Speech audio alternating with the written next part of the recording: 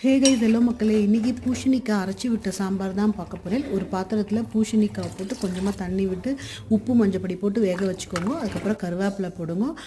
புளியை வந்து lemon size புளியை வந்து ஊற போட்டு கரைச்சி ரெடி பண்ணி வச்சுக்கோங்க. அது நல்லா பூசணிக்காய் வந்ததுக்கப்புறம் இந்த புளி ஜலத்தை விட்டுட்டு கொஞ்சமாக சாம்பார் பொடி போடுங்க. வேணுங்கிற பருப்பை கரைச்சி ரெடி பண்ணி வச்சுக்கோங்க. அரைக்கிறதுக்கு வந்து ஒரு கடாயில் எண்ணெய் விட்டுட்டு கடலப்பருப்பு, தனியா, ஒரு கட்டி பெருங்காயம், 2 வெந்தயம், வரமிளகா போட்டு வதக்கிட்டு தேங்காய் போட்டு வதக்கி நைஸாக அரைச்சிக்கோங்க.